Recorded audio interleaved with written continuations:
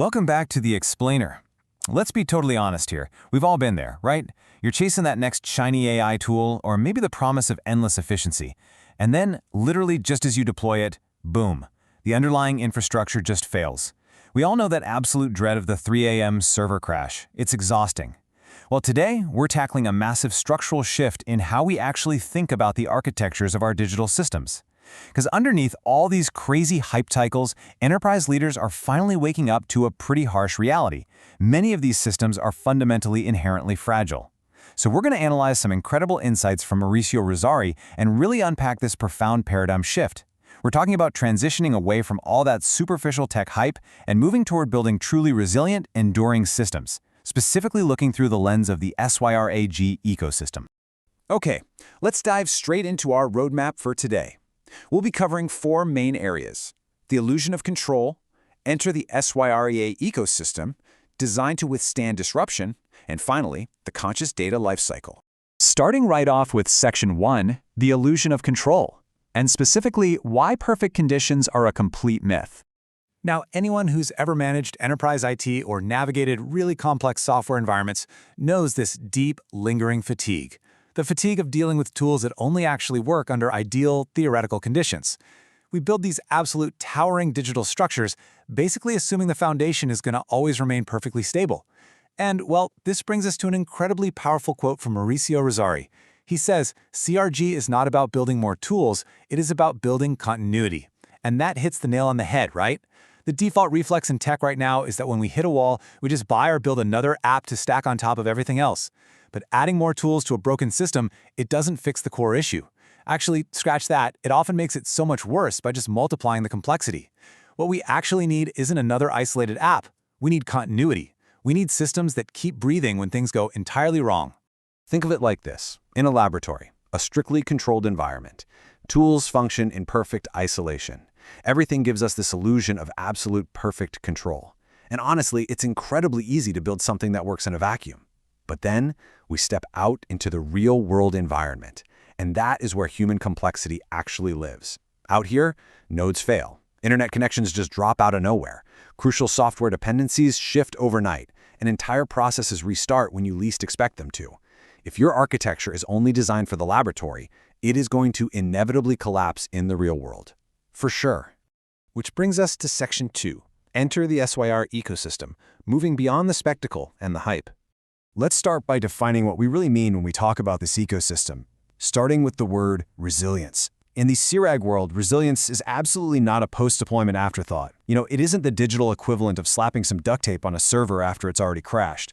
It is a structural foundation. It's designed from day one to absorb real-world complexity without just collapsing into fragility. The goal isn't to pretend that problems don't exist. It's to deliberately, systematically design for them. And SYRAG isn't just one isolated tool. It's a vast, totally interconnected ecosystem.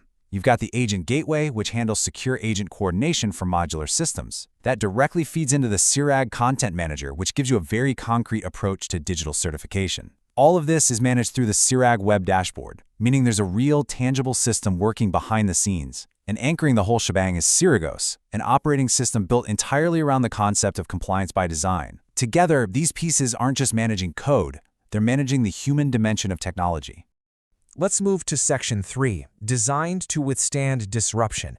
We're going to look at the actual mechanics of the SYRAG module manager. So the core philosophy here goes way beyond just moving modules from point A to point B. If it were that simple, it would literally just be another basic transfer tool. Instead, it's all about distributed coherence. When the environment inevitably becomes unpredictable, because it will, managing software under this paradigm becomes fundamentally about survival and rapid recovery. It's about making sure the system can just keep humming along even when the chaos of the real world hits hard. How does it actually pull that off? Well, it executes across 5 critical pillars. You've got verification, packaging, and publication. Those are great, but it's really the 4th and 5th steps that are a total game changer here: recovery and synchronization. These aren't just technical operations. They are the practical expression of continuity.